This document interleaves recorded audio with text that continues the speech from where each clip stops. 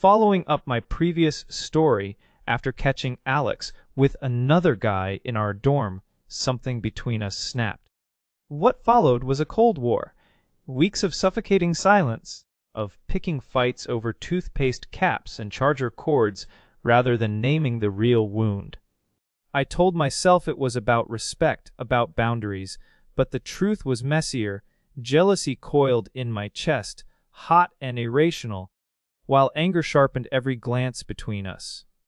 We moved through that tiny room like opposing magnets, close enough to sting but never touching. Then Alex, in his infuriatingly casual way, suggested the field trip. Not to apologize, not to explain, just a flat, you in, as if we weren't drowning in everything left unsaid. But somewhere between the steep trail and his stupid trail mixed jokes, the weight shifted. No grand confessions, just the quiet understanding that we were tired of this. The air still hummed with all we hadn't said, but for the first time, it didn't feel like an ending. It felt like the first breath after holding too long. The days following our return from the field trip felt like stepping into a different dimension of existence. The air between us had shifted, carrying an electric charge that made even the simplest interactions feel profound. Breakfast became something more than just fuel for the day. It transformed into a ritual where coffee mugs clinked with shared understanding, and toast crumbs scattered across the table like breadcrumbs marking our path forward.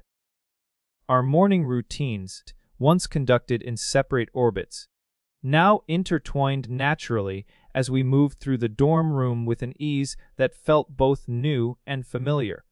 Lectures took on a different quality too. Where before I had sat rigidly focused on the professor's every word, now I found myself stealing glances at Alex, watching how his pencil danced across notebook pages in rhythmic patterns. During group study sessions, our chairs gravitated closer together until our shoulders brushed against each other's, creating a private bubble within the larger academic space. These moments of connection weren't forced or deliberate, they simply happened, like flowers blooming towards sunlight without conscious effort. In the evenings, our gaming marathons returned, but they had evolved into something deeper than mere entertainment. As our characters navigated virtual worlds, we found ourselves sharing stories from our childhoods, revealing pieces of ourselves that had remained hidden during our previous months of cohabitation. Sometimes, these conversations would stretch late into the night, our controllers forgotten as we delved into philosophical discussions about everything from quantum physics to the meaning of friendship. The old barriers that had once defined our personal spaces began to dissolve, replaced by a fluid boundary where mine and yours merged into ours. Meal times developed their own rhythm, to becoming opportunities for exploration rather than mere sustenance. We discovered a small Mediterranean restaurant off campus where the owner knew us by name after just a few visits. Our movie nights transformed from solitary pursuits into collaborative adventures, with each of us taking turns selecting films that revealed our tastes and preferences. Even mundane tasks like laundry or grocery shopping became shared experiences filled with quiet significance. The most remarkable change manifested in our silences. Where before they had been heavy with unspoken grievances, now they carried a comfortable weight, like the pause between musical notes that makes the melody complete. We could sit together in companionable quiet, each absorbed in our own thoughts yet connected through the simple act of shared presence. These moments of stillness spoke volumes about how far we'd come since those tense weeks following the bathroom incident. As days turned into weeks, I noticed subtle shifts in our physical relationship. The accidental brushes of hands reaching for the same book became more frequent, lingering just a fraction longer than necessary. When laughter overtook us during particularly funny moments in movies, our shoulders would touch and remain connected even after the laughter subsided. These small intimacies wove themselves into the fabric of our daily lives, creating a tapestry of connection that felt both delicate and strong. Our study habits evolved into a synchronized dance, textbooks and notebooks arranged in a way that invited collaboration rather than maintained separation. The desk lamp, once a symbol of individual space, now cast its warm glow equally across our shared workspace. Late-night cram sessions transformed into productive exchanges of ideas, our voices blending in quiet discussion as dawn approached. These academic partnerships mirrored the deeper connection we were building outside of class, each successful study session reinforcing our growing bond. Through all these changes, there remained a palpable sense of discovery.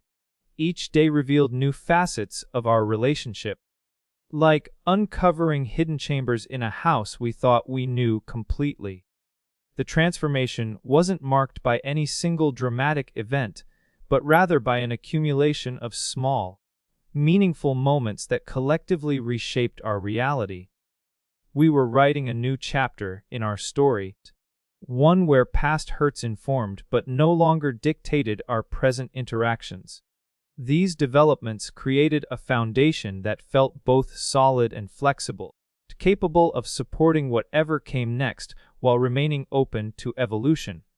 The journey wasn't complete, indeed, it might never be, but we had established a rhythm that acknowledged our history while embracing the possibilities of our future together. In this space between what had been and what could become, we found room to grow, to heal, and to redefine what it meant to share our lives with each other. As I contemplated the road ahead, the realization dawned that moving forward did not necessarily mean returning to what we were. It meant evolving into something new, shaped by the trials we had faced and the lessons learned. The essence of our relationship might transform, adapting to accommodate the scars left by recent events, but it could still retain the core elements that had initially drawn us together: mutual respect, shared experiences, and an unspoken understanding of each other's strengths and vulnerabilities. Thus, the story of Alex and me remains open-ended, a narrative still unfolding with chapters yet to be written. The next installment awaits, pregnant with potential and promise, ready to explore whether bridges can indeed be rebuilt or if new paths must be forged.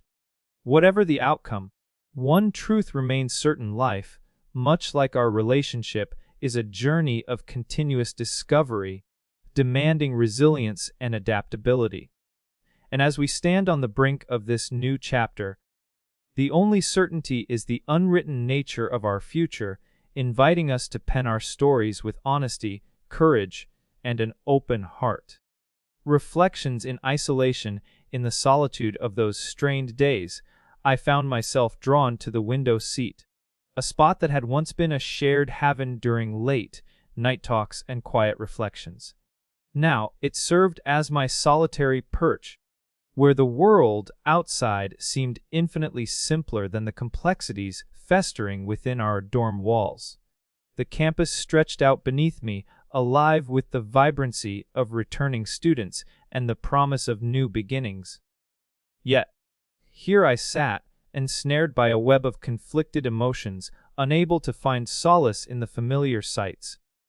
The view from the window became a mirror reflecting my inner turmoil. Each tree swaying gently in the breeze reminded me of the fluidity of trust and relationships, how easily they could bend under pressure. The students walking by appeared to carry the weightlessness of youth, their laughter and chatter a stark contrast to the heavy silence that enveloped our room. I envied their simplicity, their apparent freedom from the burdensome intricacies of broken bonds and unspoken resentments. Thoughts of Alex permeated my solitude. Recalling the warmth of his latter and the ease of our former camaraderie brought a bittersweet pang to my chest. How had we arrived at this impasse?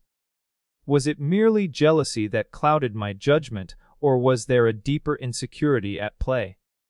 The questions circled endlessly, each answer leading to more queries, creating a labyrinth of doubt and self-reflection.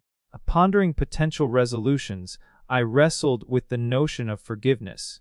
It loomed large and daunting, like a mountain too steep to climb. Yet the alternative, a perpetual stalemate of cold indifference, seemed equally unbearable. I considered the possibility of an open dialogue, a candid exchange stripped of defenses and pretenses. Could such vulnerability mend the fractures between us, or would it expose wounds too deep to heal? These musings often led me back to the crux of our discord: trust. It was the cornerstone of our relationship, now shattered and scattered. Rebuilding it would require more than apologies and explanations. It demanded a willingness to be vulnerable, to acknowledge mistakes and accept imperfections. As I gazed out at the horizon, the sun dipping low and painting the sky in hues of orange and pink, I realized that moving forward might necessitate stepping into the unknown, embracing uncertainty with hope rather than fear. In these quiet moments, away from the charged atmosphere of our shared space, clarity began to emerge. The path ahead was fraught with challenges, requiring courage and compromise from both sides.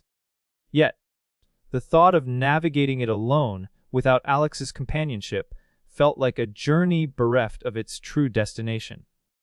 Perhaps, in time, we could find our way back to each other, rebuilding what was lost with patience and understanding. An unexpected shift one evening, as autumn leaves spiraled to the ground outside our window, something shifted. The air between us, thick with unspoken grievances and lingering hurt, seemed to crackle with an unfamiliar energy. It wasn't the usual tension born of resentment, but something softer, more hopeful, a flicker of the connection we had once shared, buried beneath layers of pain and misunderstanding. I was sitting cross-legged on my bed, scrolling idly through my phone, when Alex cleared his throat. His voice startled me. We hadn't exchanged more than a few words in days. "Do you remember that night we stayed up talking about everything and nothing?" he asked, his tone hesitant but earnest. I glanced up, caught off guard by the sudden intrusion into our silence. He wasn't looking at me directly, his gaze fixed somewhere beyond the desk lamp, but his words carried a weight that demanded attention. "Yeah," I replied cautiously, my voice barely above a whisper. "What about it?" He paused, as if gathering his thoughts, then continued. "It feels like we've lost that somehow. The ability to just talk." His admission hung in the air, raw and honest, cutting through the suffocating fog of our estrangement. For the first time in weeks, I saw a glimpse of the Alex I had known before, the one who wore his heart on his sleeve, unafraid to lay bare his vulnerabilities. I set my phone aside, turning to face him fully. "You're right," I admitted, surprised by how easily the words came. "But how do we get it back?" Alex hesitated, then stood up and moved to sit on the edge of my bed. The proximity was unexpected, sending a jolt through my system. But I didn't pull away. Instead, I found myself leaning slightly forward, drawn to the sincerity in his expression. "We start by being honest," he said finally. "No more games, no more pretending things are okay when they're not." His words resonated deeply, striking a chord within me that I hadn't realized was still intact. Honesty. It was the thread that had unraveled our relationship in the first place, but perhaps it could also be the one to stitch it back together. Taking a deep breath, I nodded. "Okay." I said. Let's try. And so we began. Tentatively at first, stumbling over apologies and admissions, but gradually finding our footing. We talked about the incident in the bathroom, about the jealousy and betrayal that had consumed me, and about the guilt and regret that haunted Alex. Each revelation was painful, forcing us to confront truths we'd rather have avoided, but also liberating in its own way. With every word spoken, the invisible wall between us seemed to shrink, brick by brick, until there was nothing left but the open space we had created. By the time we finished, hours had passed, and the room was bathed in the soft glow of dawn. Exhaustion weighed heavily on both of us, but beneath it lay a sense of relief. An understanding that whatever happened next, we were facing it together. There was no grand declaration, no promises of perfection, just a mutual acknowledgement that we were worth fighting for. That morning marked the beginning of something new. Not a return to what we had been, but a transformation into something stronger, more resilient. The road ahead was uncertain, paved with challenges and questions yet unanswered, but for the first time in weeks, I felt hopeful. Hopeful that we could navigate this new terrain, hopeful that love, in all its messy complexity, could endure. So that's where we are now, still figuring it out, still stepping carefully around the edges of whatever this is becoming. Some days are easy, some days the silence threatens to creep back in, but we're trying. That's the update. That's the story, at least for today. If you've made it this far, thanks for sticking around to hear it. In the next chapter story, I finally touch it. I am wrapping the story up and keep you posted.